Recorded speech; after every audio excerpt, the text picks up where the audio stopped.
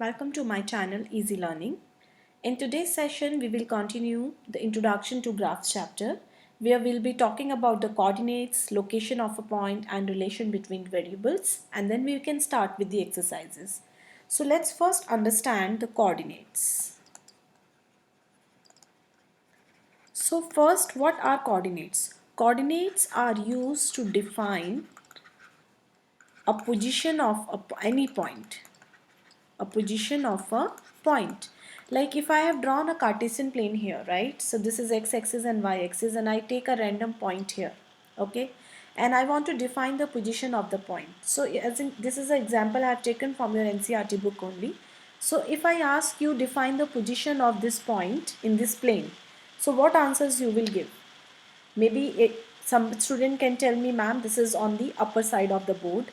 Other might tell me this is very close to y-axis. Someone can tell me that this is very far from the x-axis. So every child is going to have a different opinion. But with anyone's opinion, we can't locate the exact position of this point. So what we can do, the solution to it, that we measure the distance of this point from left and from the bottom.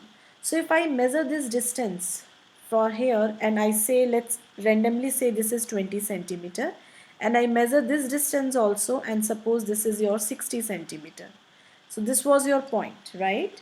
So on x-axis this distance has come how much? 20 centimeter, and on y-axis this distance is 60 centimeter. So this is the distance from the y-axis and x-axis we have measured.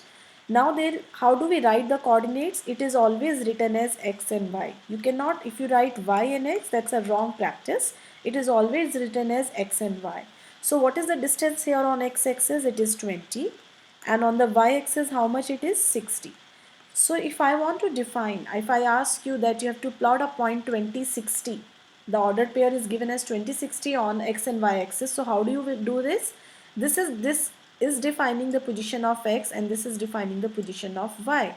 And if I ask 30 students to plot the point with these dimensions, everybody will locate the point at the same position. So this is how it is very important to define the position of a point in an accurate manner. Now when you get the order pair, if you get it as, suppose I said 20 and 60.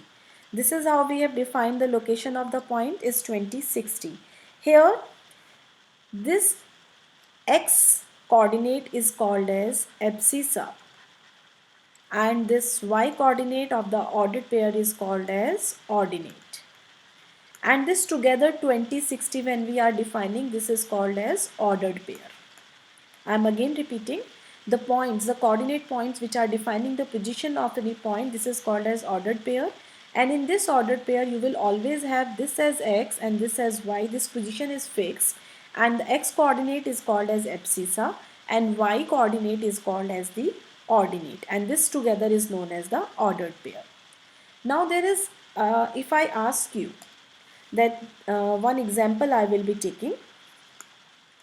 If there are, suppose, different ordered pairs, I am giving 2, 3, randomly 4, 5 and 5 and 6. So these are, I have taken 3. And now I am asking you to plot it on the xy plane. How will you do that? So for that, first thing, what you will do, we will take a xy plane. So the horizontal line is x-axis, the vertical line is y-axis. This is your origin. These are the 3 things which you need to really mark. Now if I take it as, say, 1, 2, 3, 4, 5, 6, 7 and 8, and similarly if I take it here as 1, 2, 3, 4, 5, 6 and 7. Now first is 2 and 3. So this is x and this is y. So what is x here? 2, and on y-axis this is 3. So if you extend both of them, the points are here. So this is your first ordered pair which will be on this position. Then you have, this is your x, this is your y. So x is 4 and y is 5, and if you extend them, the point will be here. So this location is representing this ordered pair. Then again this is your x abscissa and this is your ordinate x and y, 5 and 6. So this is your 5, and on y-axis you have 6. So this is going to be here, right? So this is how, with the different ordered pair, we can define the position of the x and y points on the given xy Cartesian planes, right? Let's see the last topic of this chapter. This topic is relation between variables, right? So we will be studying two kind of variables here. We will study dependent variables and we will study independent. And this is like very clear with the terms only. So if I take one example, if I have taken say mango here and the price. So if I have taken 1 kilo's mangoes and the price is say 100 rupees, then I have taken 2 kilograms and the price will be rupees 200. For 3 kilogram it is going to be 300 rupees. So what is happening here? If you see the price of the mango is dependent on the quantity of the mango, right? As the quantity is increasing, the price is also increasing. It means the price here is a dependent variable, right? Because it is depending on the quantity of the mango you are buying, and your fruit, this mango, is your independent variable. For such cases, if you see this is a case of direct variation, we always get line graphs. We always get line graphs because as the quantity is increasing, the price is increasing in the same proportion. So you will always get a line graph. We can see it here. If I take say 1 kg mangoes, 2 kg here, 3 kgs here, and say this is rupees 100, rupees 200 and 300. So for 1 kg I am getting 100 rupees, for 2 kg 200, 300, and if you will join them you will get a line graph. So when for such cases, when one value is dependent on the another value and the values are coming in a direct proportion case, it's a case of direct variation, we always get a line graph.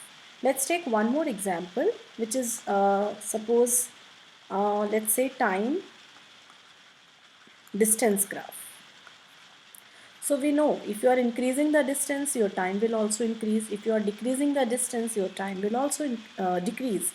If I say distance and here I take time. So if I say to cover a distance of 10 kilometer, I need 30 minutes. And if I increase the distance 20 kilometer, say 1 hour. If I increase it to 30 kilometer, it will be 1.5 hour. And if I make it as 40 kilometer, it is going to be 2 hour. So what is happening here, as the distance is increasing, the time is also increasing in the same proportion. So again we will get a line graph. So this is your distance, say 10, 20, 30 and 40. This is distance in kilometers, and here I am taking time, which is in, say this is your 30 minutes, this is your 1 hour, this is your 1.5 hour and 2 hour. So for 10 kilometer distance it is 30 minutes. For 20 kilometers we are getting 1 hour. For 30 kilometers we are getting 1.5 hour. 40 we are getting 2, and if we join all the points, what is happening? We are getting a line graph.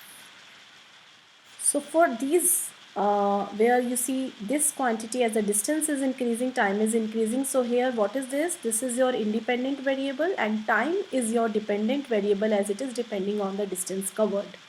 So this is how we can have another example of say electricity bill and the consumption of depends on the electricity.